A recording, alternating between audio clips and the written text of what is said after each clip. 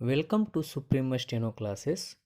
Today's I am going to dictate a passage from Hindu editorial named Cycle of Extremes, about 400 words at the rate of 80 WPM. So be ready for it and start. 5 second start. After a worrying pre-monsoon phase between March and May, when rainfall was scarce, the current robust season in most parts of coastal western and central India augurs well for the entire economy, added apparently by beneficial conditions in the Indian Ocean.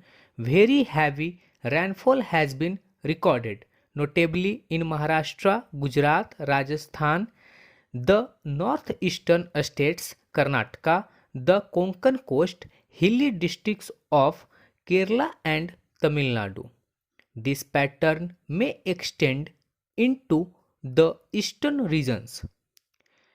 A normal Indian summer monsoon is bountiful overall, but as last year's flooding in Kerala and the Chennai catastrophe of 2015 showed, there can be a terrible cost. Distressing scenes of death and destruction are again being witnessed. Even in a rain shadow region such as Coimbatore in Tamil Nadu, the collapse of a railway parcel office after a downpour has led to avoidable deaths. What this underscores is the need to prepare for the rainy season with harvesting measures, as advocated by the Jal Shakti Abhiyan, and a safety audit of structures, particularly those used by the official agencies.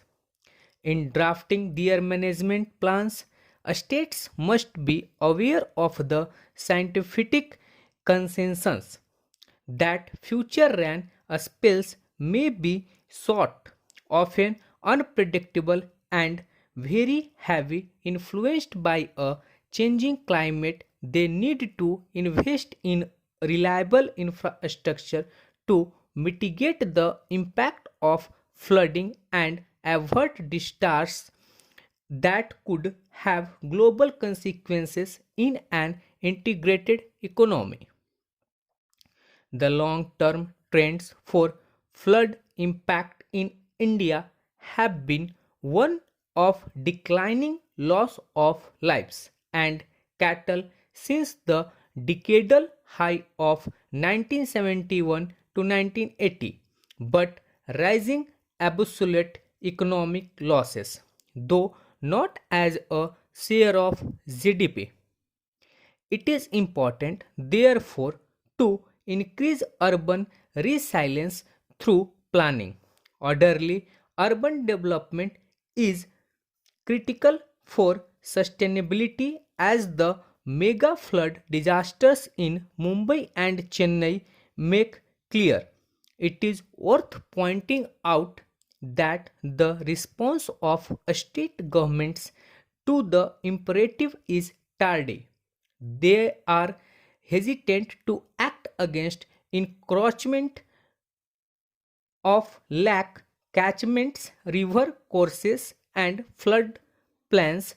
The extreme distress in Chennai, for instance, has not persuaded the state government against